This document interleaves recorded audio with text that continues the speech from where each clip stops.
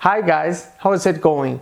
Outro dia alguém fez um comentário aqui, na seção de comentários em um dos nossos vídeos, e a pessoa disse algo como: "Poxa, Daniel, você manda bem demais quando explica essa questão da combinação das palavras, Na regra que dita como posicionar, como combinar palavras em uma frase." É que eu realmente acredito, pessoal, que é muito interessante e muito importante eu explicar como você deve posicionar as palavras em inglês. Isso porque de nada adiantaria se eu simplesmente lhe desse um exemplo e você depois, se deparasse com uma situação em que você tem que montar por conta própria uma frase, ou você tem que modificar alguma palavra naquela frase.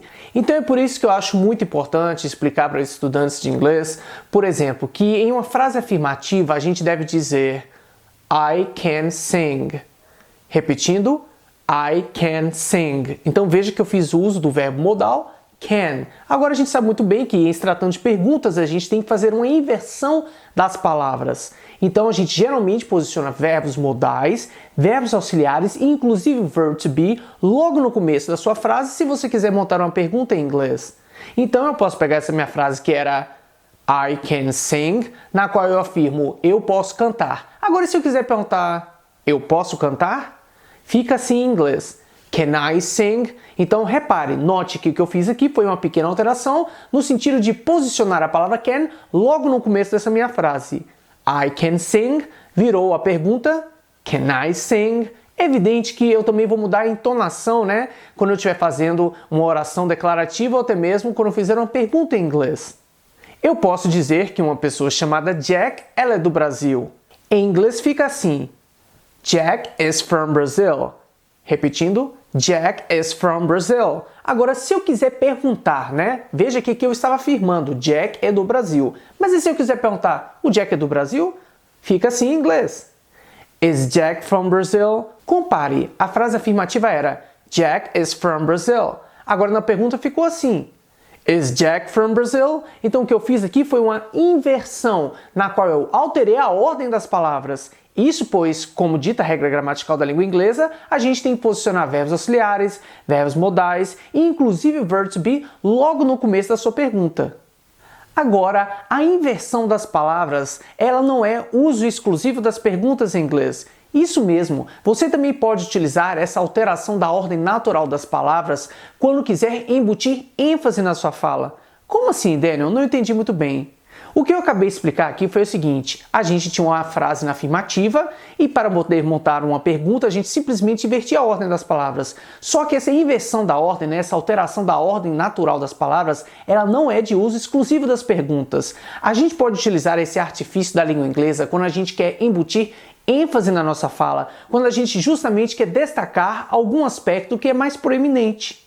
Então eu posso dizer em inglês que eu estou com fome. Em inglês fica Man, I'm hungry. Então é como se eu dissesse assim: cara, eu tô com a fome. Man, I'm hungry. Agora eu também poderia muito bem lançar mão desse artifício que é chamado de inversion ou inversão e ficaria assim a minha frase: Man, am I hungry?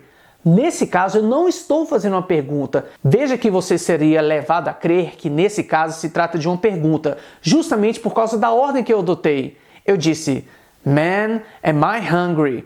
Nesse caso, a gente viu que o verb to be ele veio no começo, Evidentemente, excluindo a palavra man, que aqui está sendo utilizado como uma gíria. Então eu poderia dizer Am I hungry? Então nesse caso você poderia pensar, Daniel, se trata de uma pergunta, pois como você muito bem ensinou, a gente posiciona o verb to be logo no começo da frase quando se trata de pergunta. Mas nesse caso o que eu estou querendo deixar claro para você é que não se trata de uma pergunta. Nesse caso a gente pode utilizar esse artifício da inversão justamente para fins de embutir ênfase na nossa fala.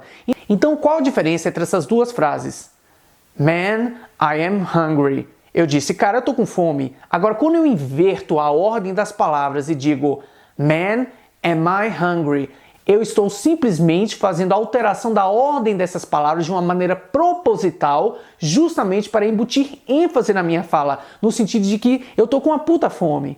Man, am I hungry? Então, se alguém lhe disser algo como Man, am I hungry? Ela não está lhe perguntando, cara, eu tô com fome? Faz sentido, por exemplo, eu lhe perguntar, eu tô com fome? Como é que você vai saber? Só eu sei se eu estou com fome. Então percebe que nesse caso não se trata de uma pergunta, mas apenas de um artifício que a gente chama de inversion em inglês, justamente para embutir uma ênfase. Dar destaque a um aspecto proeminente, que nesse caso qual é o aspecto? A fome. Ora, eu estou com muita fome. Man, am I hungry? Eu posso dizer que lá no passado eu estava apaixonado. Em inglês fica I was in love. Então eu estou dizendo que eu estava apaixonado. I was in love.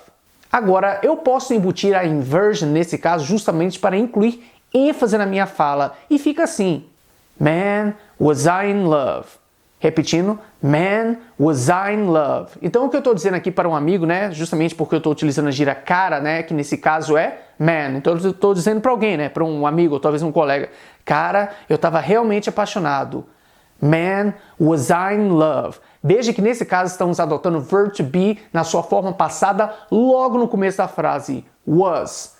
Man, was I in love? E nesse caso não se trata de uma pergunta, se trata de uma afirmação na qual, novamente, eu estou fazendo uso da inversion. Eu posso ficar, né, simplesmente surpreso com a forma que alguém canta, né? Poxa, a pessoa canta bem demais. Eu posso dizer, wow, he can sing. Repetindo, wow, he can sing. Agora o interessante é que se você embutir a inversion, você embute uma ênfase no sentido de que você quer justamente deixar claro, né, para a pessoa que está sendo elogiada quanto a esse talento. Você pode dizer em inglês, wow, can he sing? Então, novamente, nesse caso estamos justamente utilizando o verbo modal can no começo da frase e não se trata de uma pergunta, mas sim de um artifício que a gente utiliza em inglês chamado de inversion. Wow, can he sing?